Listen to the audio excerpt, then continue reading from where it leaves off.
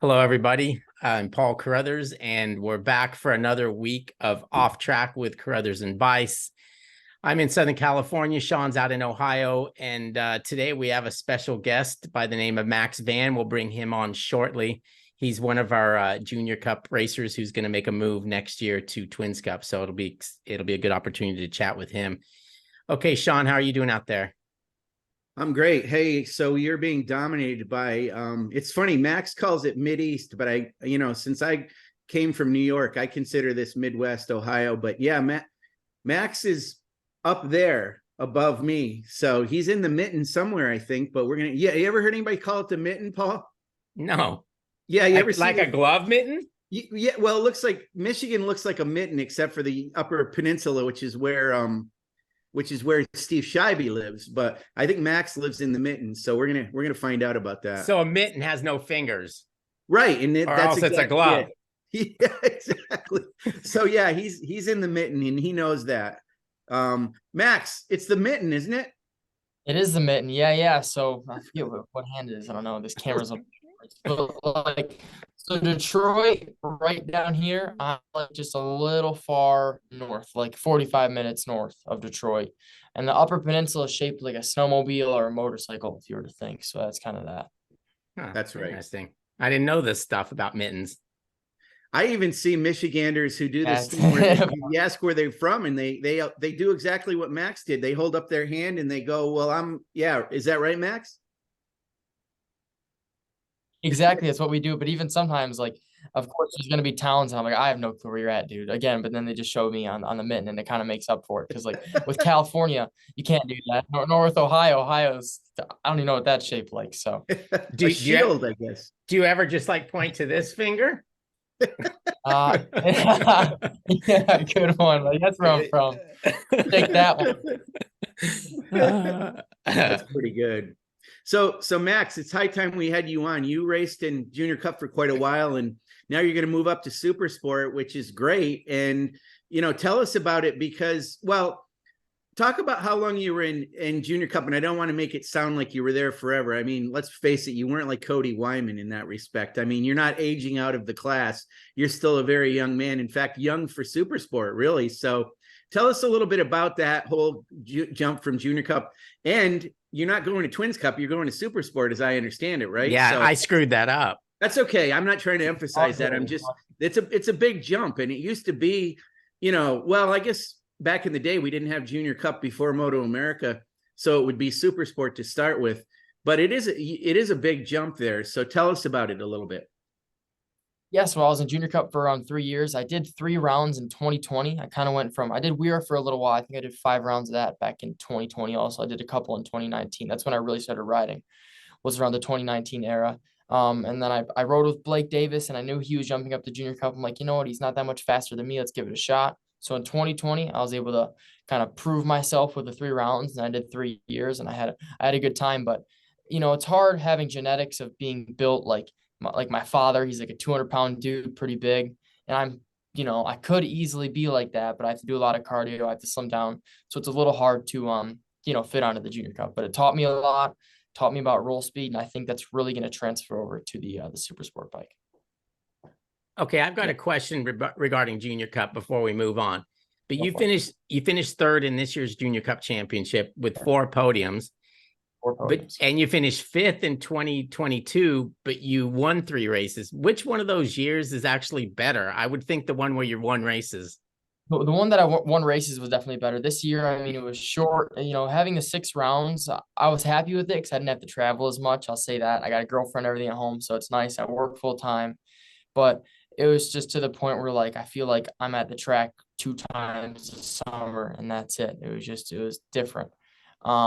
But I would say definitely 2021 was a good breakthrough year for me, because I mean, it was just getting your first win, getting your first podium. There's nothing like that. Like, there's nothing of crossing the finish line, knowing you finished in 2nd place, and you have all these butterflies and jitterbugs flying around. You're like, I get to ride to the podium, and I get to stutter and not know what I'm going to say, in the next 10 minutes. So it's going to be cool.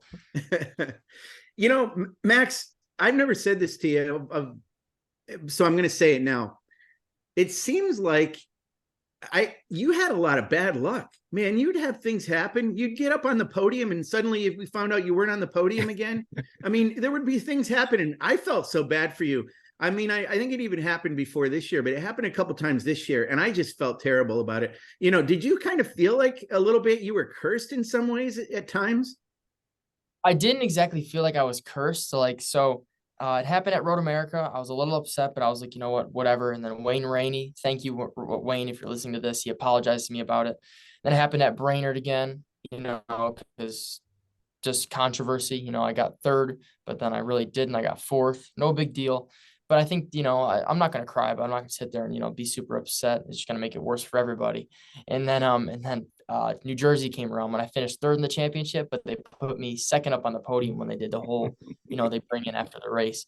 And then when I knew I got third and they put me in second, I was like, you know what, I can't reuse these pictures. And that was the biggest downfall. So it was almost like, felt like there was a target, but I knew it's just a simple mistake. And it's just, you know, just again, like it happens to the best of us, you know, even the best of the best counting the points. I can't deal with all those numbers on my end. So I'll chill out and just ride the boat.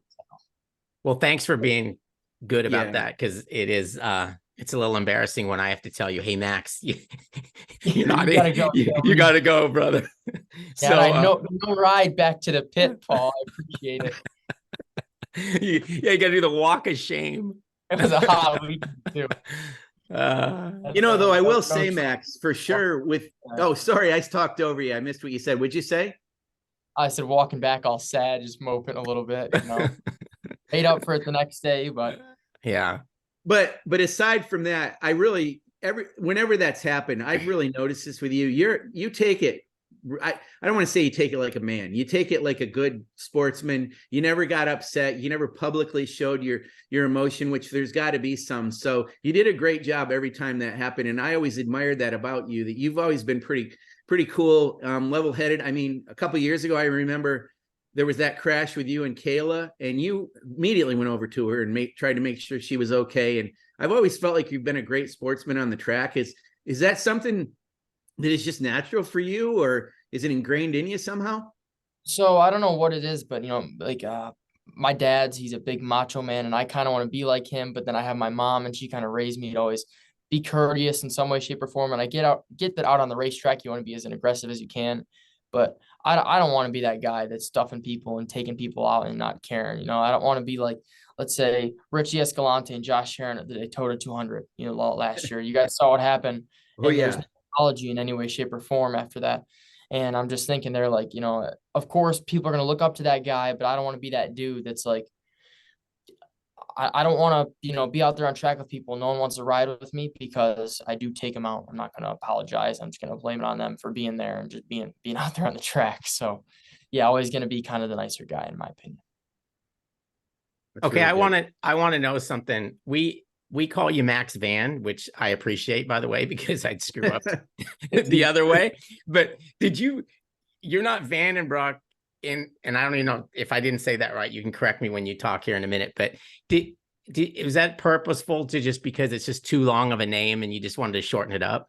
It is a little long, and it's Van, and people say it Van and Brock, Van and Brook, and I say Van and Brook, or you know, Van and Brock, whatever.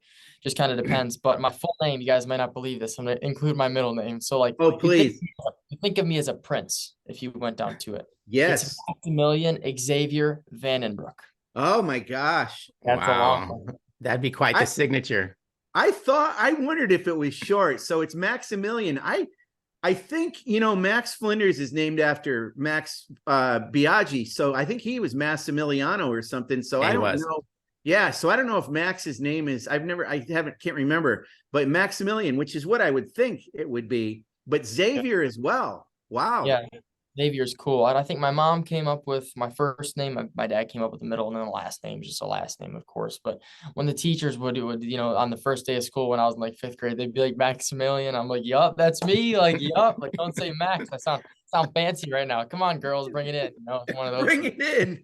Bring it in. It should just and be of course X Van would be good. I know. Yeah. No, listen, I'm not Elon Musk. I'm not going to name my kid like XE12 or whatever he did. I'll pass. So you mentioned your girlfriend a couple times. Clearly, your name is how you got your girlfriend, is what you're telling us. Is that right? She was like, I remember her name was Maximilian back in 8th grade. So I just decided to shoot you a text again. You look real hot and let's start dating. No, that wasn't it. I No. thought it was the 6-pack. It could be it. You mean the 8-pack? You mean the 8-pack, Paul? 8. Wow. No. Well, it's funny you mentioned that because you mentioned your dad a few times, and I know Brian. I mean, I've talked to him a little bit. He's a little intimidating, I will say that. He scares me. Yeah, he's a scare. I have to say, he scares me too. Okay. We don't like to get him upset, but anyway, he's ripped, and obviously you must have that in your genes. Plus, he works out a lot, so obviously I see why you're going to be the same way. But you don't have what's your body fat percentage? It's got to be pretty low. It's probably like a solid 9 right now. It's 9 or 10. Over the winter, like I'm kind of gonna eat what I want. I'm not gonna eat junk food, but like if I want to have, like an extra chicken breast, I'm gonna have the extra chicken breast because I'm hungry. But over the off season, I try to diet down. But right now, I'd say I'm probably like, let's say in between 9 and 11. Depends on like my legs because I carry a lot of fat in my legs. I'm like 159 pounds. I weighed this morning. I weigh myself every day. I'm weird like that. So that's kind of. Do you train? I mean, are you doing this for racing? Or are you doing this for just your own general fitness? What's the motivation? It's both, Of course, I want to be fit on the bike, but it's also cool when you wake up in the morning and you just roll out of bed, you check in the mirror, you're like, damn, I look like that. You're like, I look great. And that's kind of part of it.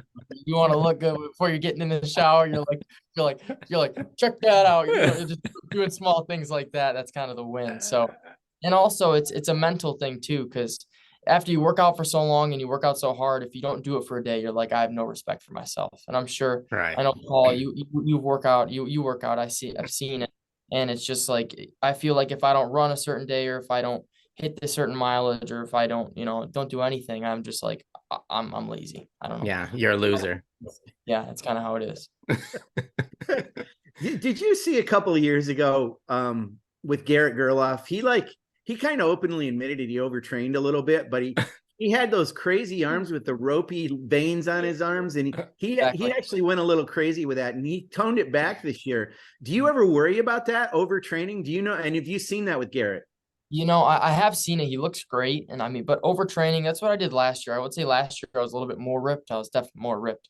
I was, on the leaner end, but I wasn't eating enough food. And when I come into the race weekends, of course, I feel great because, I look great in the morning, but then when I get down to it, I'm like, my endurance just, it's good, but it's not, there because I'm not carbing up, not eating a certain amount of food. But I feel like, on a race bike, like you can have, I'm just going to say this, Jake Gagne. Look at Jake Gagne. He's not built like me, or he's not built like Garrett, but he can, he can ride better than any of us, if I'm going to be honest. So I think in the road racing category, all you really have to have is endurance and know how to ride a motorcycle. And you don't have to be shredded in any way, shape, or form. If you got the time on the bike and you ate enough food, you go out there and get her done. That's it.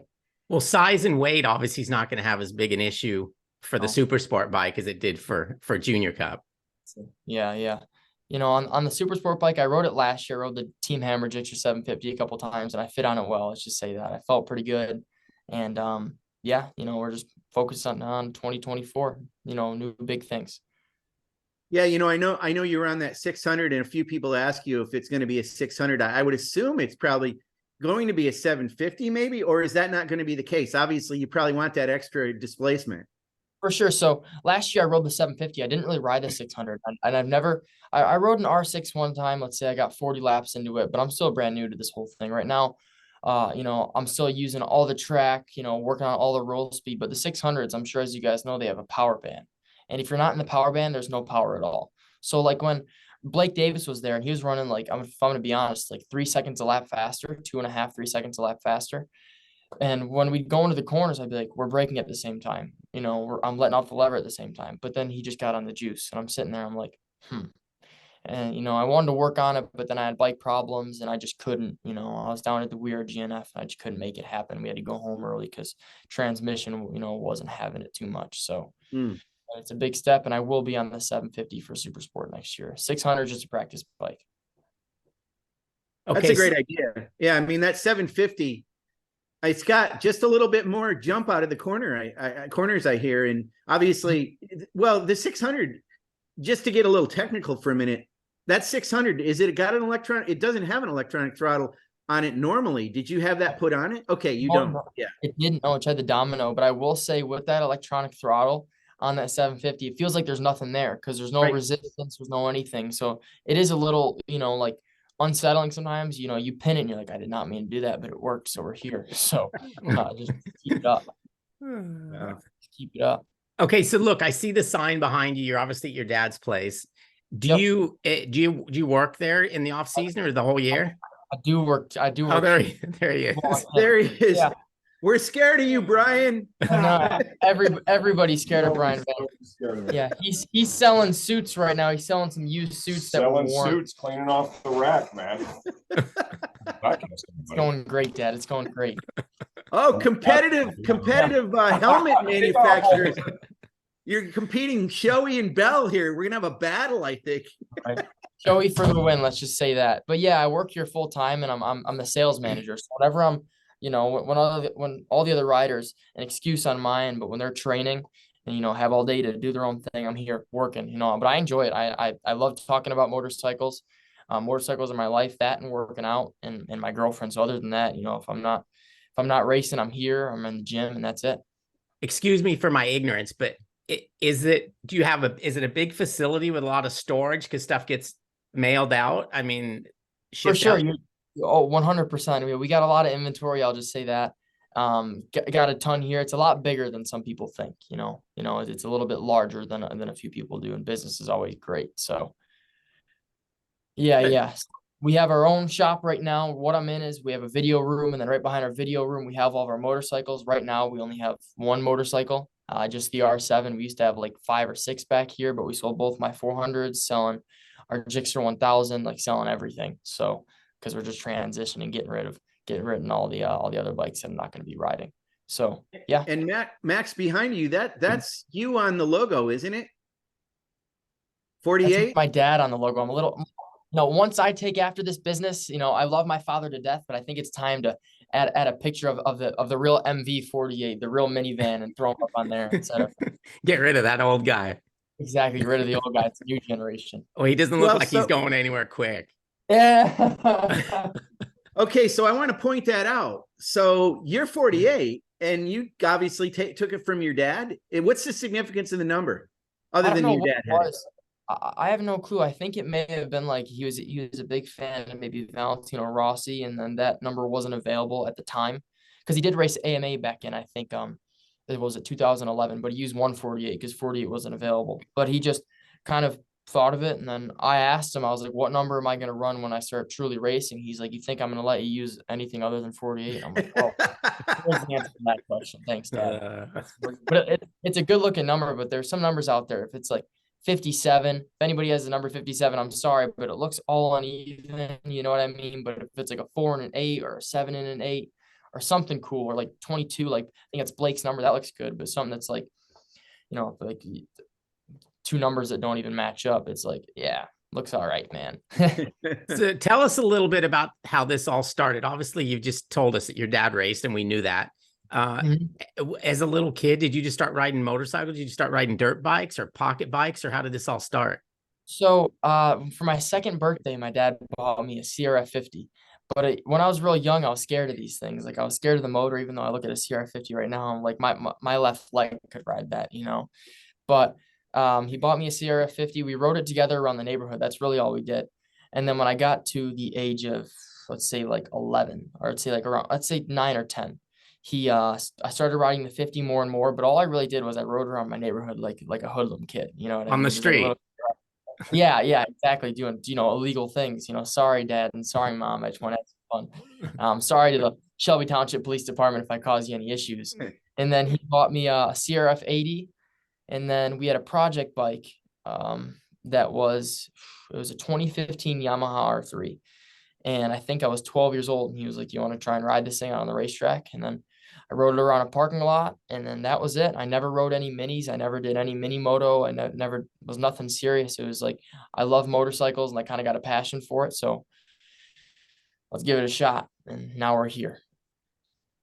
Max, when in the beginning of the podcast, when you were showing the mitten, you said something that actually went straight to my heart, and I want to ask you about it. you mentioned snowmobiling, and that's where I got started. I assume you living in Michigan, you snowmobile, right? Of course we snowmobile. Yeah, we have a few actually back in the shop. Those are back there too. And it's, we just do it as a family thing. Like me, my dad, my mom, my sister, my little sister Sophia, and I, my cousin, my uncle, and then a few local family friends that we just kind of go up.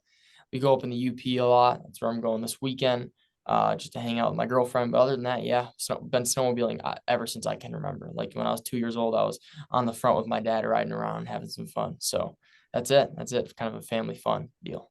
Yeah, I mean it's amazing because if you ever talk to John Cornwell, I mean being Canadian, he had a lot of involvement in snowmobiles. So did Rick Hobbs, our race director. I mean, he's from the Yukon in Canada, so he used to tune snowmobiles and do snowmobile racing. And I know about some of the stuff, Eagle River, or those places where I think they still race those things or something. It's weird.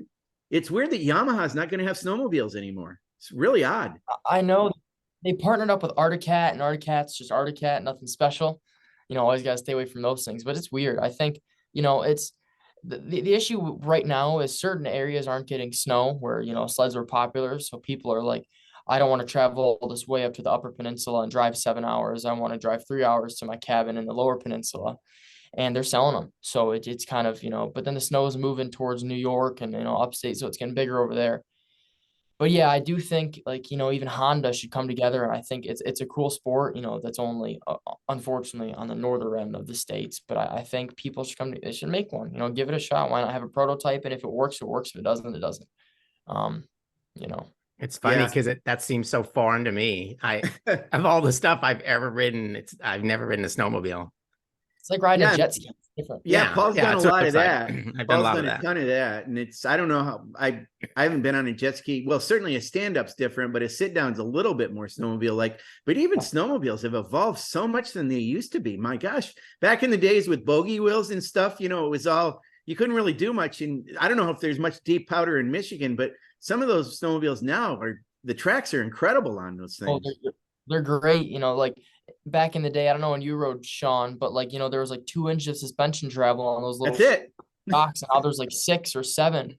It's huge. You can pound things, and not break it. When back in the day, you couldn't make it, 25 miles on a gas tank, when now you can go 120. It's cool. Yeah, exactly. It's really changed a lot. So as far as the motorcycle side of things goes, of course, it was your dad, but I don't know. You don't really live near a track, do you?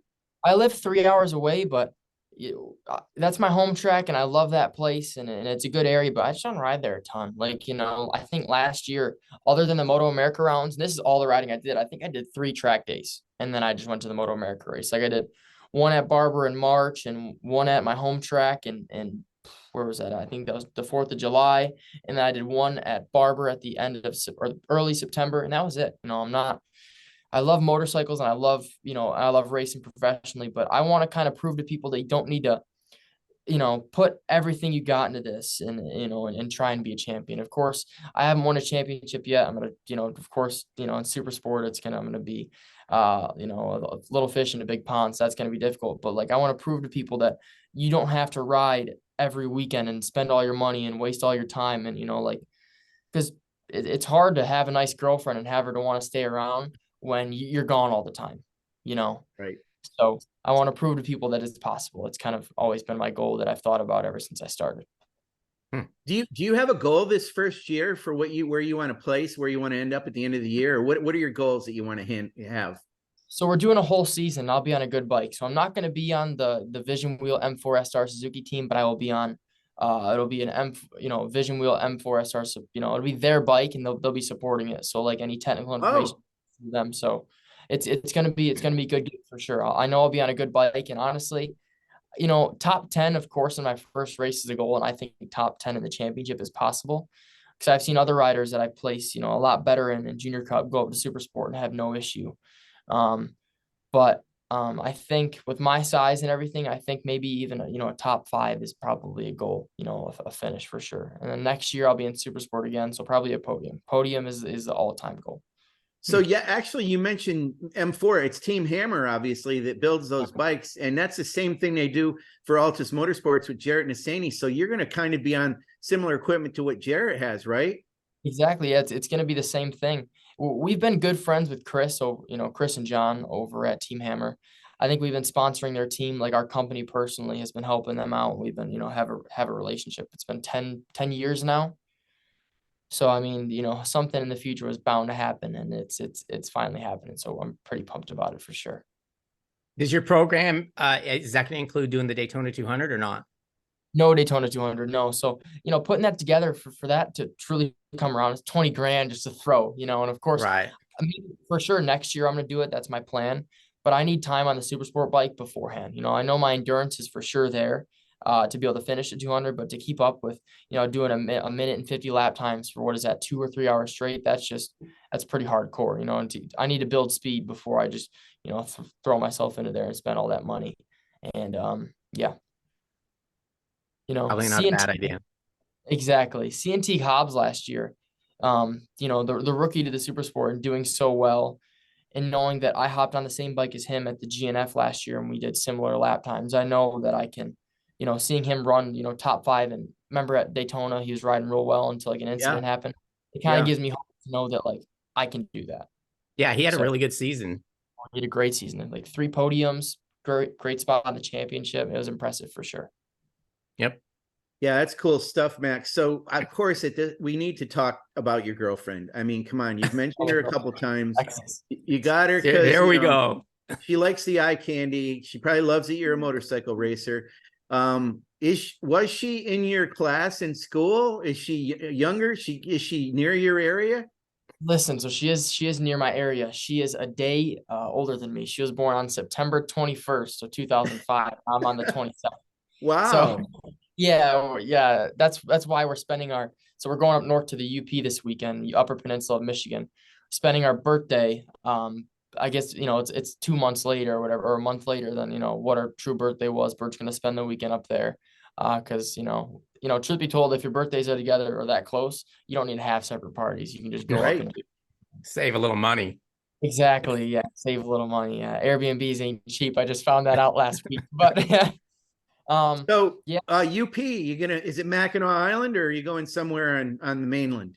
Mainland for sure. Munising, and honestly, to get from, I'm going to say coast to coast up in the Upper Peninsula, it's only like 3 hours from coast to coast. So you can drive anywhere. And that's what we're going to do. Just going to spend the time up there. It's going to be a little chilly and rainy. Unfortunately, picked a bad weekend, but what can you do about it? And yeah, just going to be a tourist is what I'm going to do. I'm not a big fan of that, but I think I'll enjoy it because I'm with her and it's just going to be a good time. Well, very nice. Listen, if you go to Iron Mountain, Michigan in the Upper Peninsula, there's an amazing ski jump there. They have a ski jump competition every year. And if you're in that town, make sure you look up Steve Scheibe. I'm sure he would love to see it because I don't think he gets a lot of visitors in Iron Mountain, Michigan. Do you know where that is? We've driven through it for sure. Okay. I don't remember where it is. I thought he was from Wisconsin. I had no clue he was from Michigan. Yeah, people from the UP, you sometimes wonder, right? It seems like they are an extension of Wisconsin, but yeah, he's a Michigander for sure. But yeah, Iron Mountain is where he's located. So it's weird about that state. It took me to move to Ohio to realize it's like 2 different places. Do you guys have any rivalry with the UP? Do you think of it as a different place? I mean, what's the feeling among Michiganders about that? So when you go up there, they're all dressed and of course like lumberjack looking dudes and everything. And I'm a pretty little kid. My teeth are white. My face is always shaved, and I'm wearing these tight little skinny pants. And they're like, "Man, you must be I forget what they call it, but we call them Yoopers up there. They just tell me you must be Yoopers. Right. Yeah, man, I'm not from here, dude. I don't chop wood for a living. I sell motorcycle parts." So. They talk funny too. Their accent is completely different than you. It is different. It is different for sure.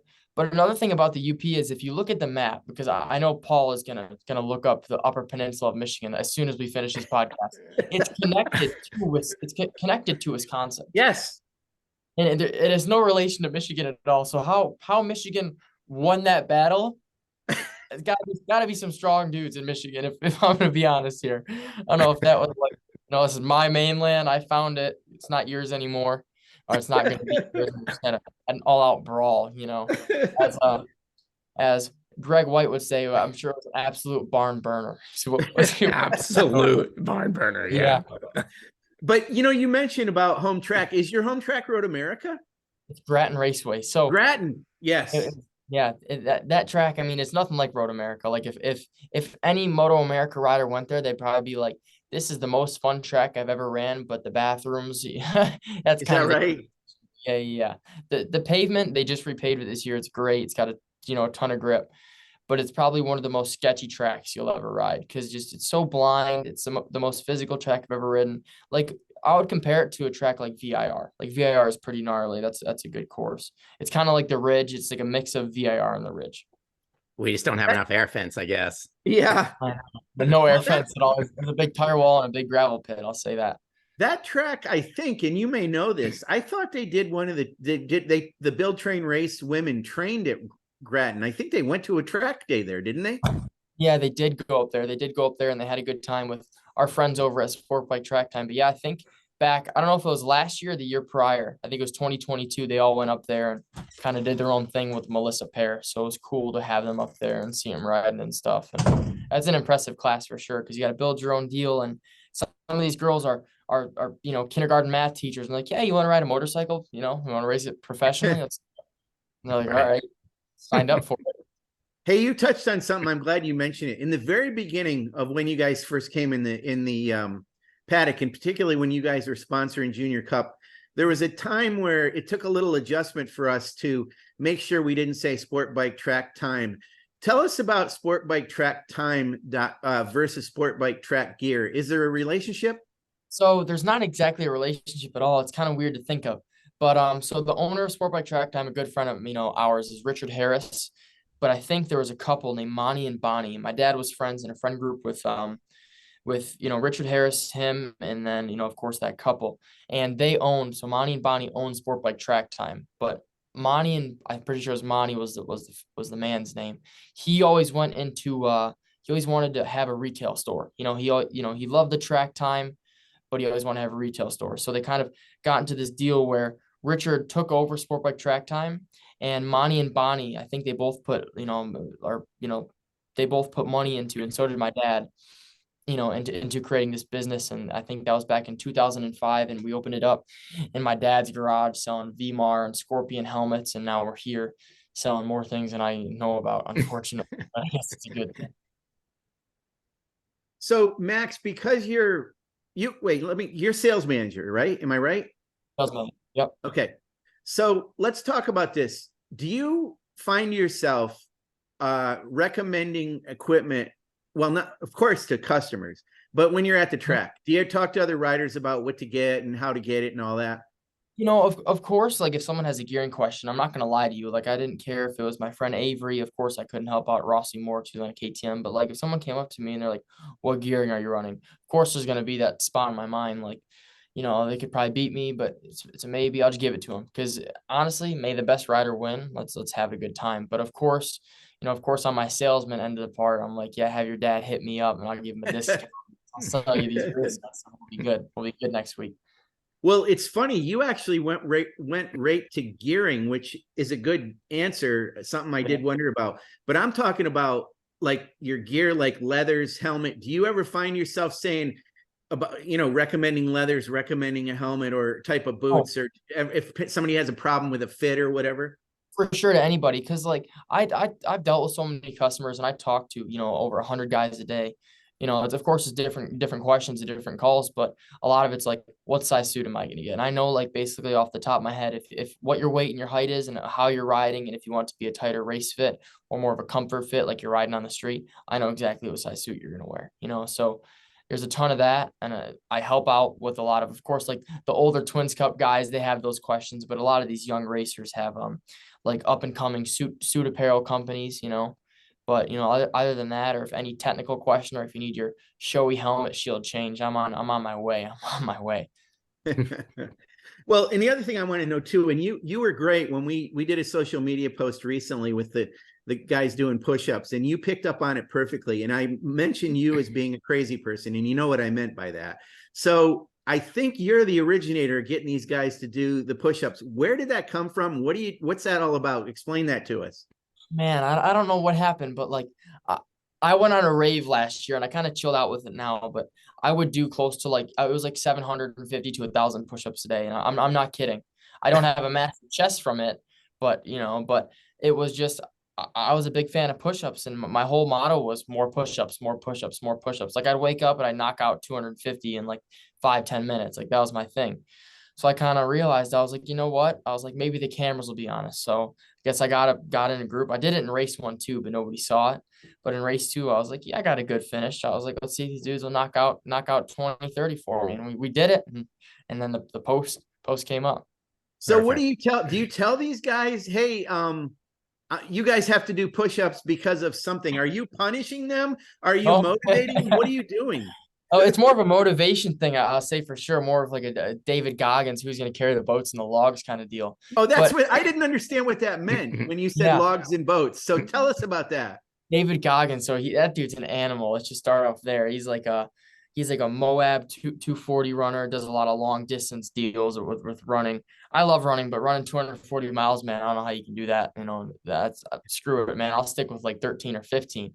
But yeah, you always kind of want to have that dog mentality. You want to have that, like, of course you want to, like, I got that dog in me. I know Hayden Deegan over in the Supercross was saying that this year.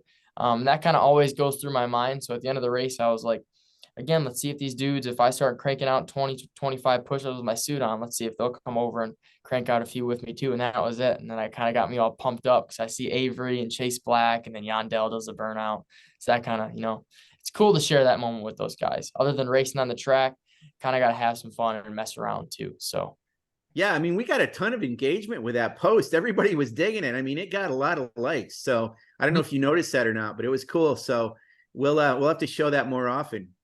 yeah, it was a good time. And I'll say next year, if somehow I get a super sport podium, God, I'll do 100 in my race suit. I'll drop down. I'll do it. Hannah Lopa is gonna have to wait. I'm sorry, Hannah. But I think it's impressive if you see an 18-year-old kid, dropping down and giving you 100 in his leathers, and I'll I'll do it for sure. I'll say it now, guys.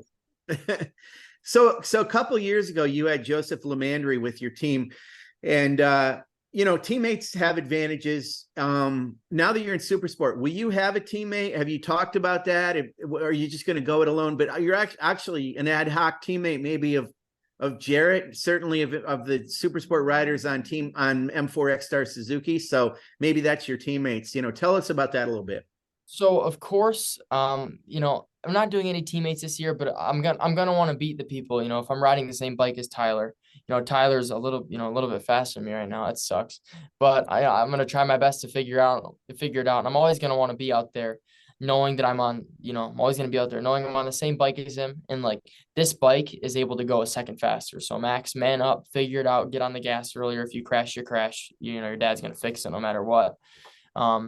Yeah, so I'm always gonna want to have that for sure. Like, if this bike's going a second faster, I'm gonna make it go a second faster. And that's gonna be it.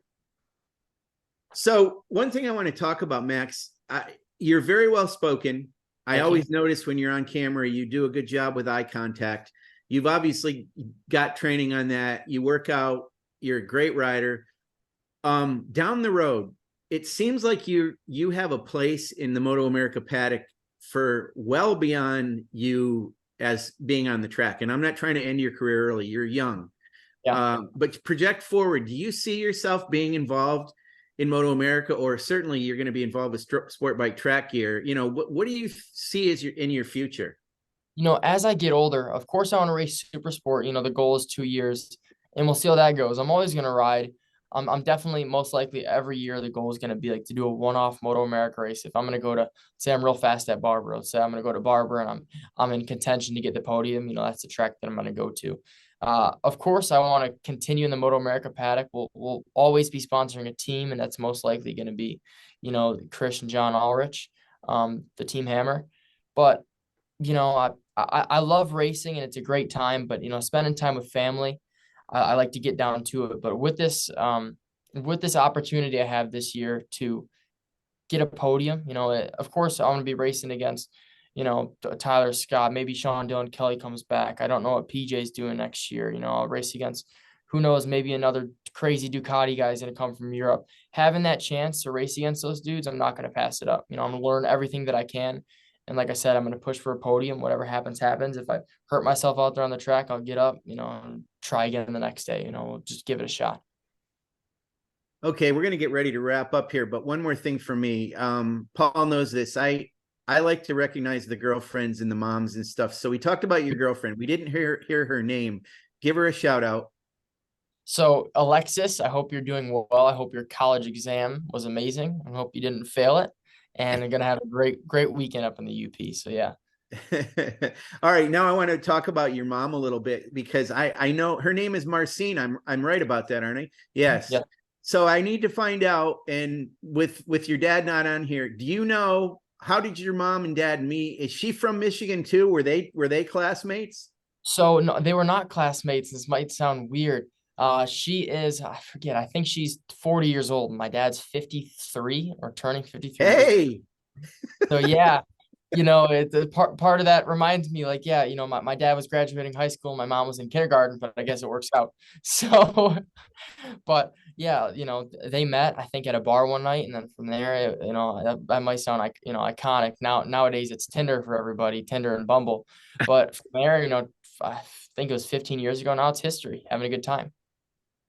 Yeah, I mean, I love your family. You guys are all motivated, and I know your mom from seeing her in the paddock. So, like I said, I just wanted to give a shout out to her. And I sometimes miss the fact that we just end it with Van. We don't say Vandenbroek. I kind of want to keep going with that, because I like Dutch people, so that's all good. Do you know what your name means? No, I have no clue, to be honest. Okay. Yeah, my grandfather came over from I think it was Belgium, and then from there, that was it. All I know is Maximilian's a super cool name, and if you guys want to call me that too, Maximilian Xavier, that would be awesome. We're gonna definitely do that. Yeah. That's funny. Actually, your initials are Mav. No, it's MX. It's not it. It's not Xavier. Sorry. I can't spell. Sorry. All right, man. Well, listen, is there anything we left on the table? Anything else you want to talk about before we let you go? Well, of course, I want to thank you guys for putting on a great series. I mean, last year it's a ton of fun. This year is going to be even better, I know, because you guys just improve every year. But I want to thank my parents, my mom, my dad, my girlfriend, my sister for all the support, and everybody who's bought something from Sport Bike Track Gear throughout the past 17 years or 18 years of us being open. Thank you. That's the reason why I'm out here fulfilling my dreams, and I hope to make you guys proud in the upcoming 2024 season. That's awesome. True. Yeah, and listen, Max, we're only as great as our riders. You guys are the fuel that keeps us going. So we appreciate you guys just as much as you appreciate us, and we'll just work together and keep it going for forever. Let's just do it. But thanks for being on with Paul and me. It's like I told you, I think when I was messaging, it's about damn time we got you on. So you're in, and we'll see you. Before we know it, not at Daytona, but at Road Atlanta, Michelin Raceway Road Atlanta for the next round. I'll be at Daytona just to have myself out there for sure. I just want to have a good time. And if I want to go there next year, I want to, be able to experience the track beforehand. But yeah, I'll see you guys there. And also at Road Atlanta. It'll be a good time. All right. Thanks, Max. Have a nice weekend. Thanks, Max. See you guys. Thank you. Okay.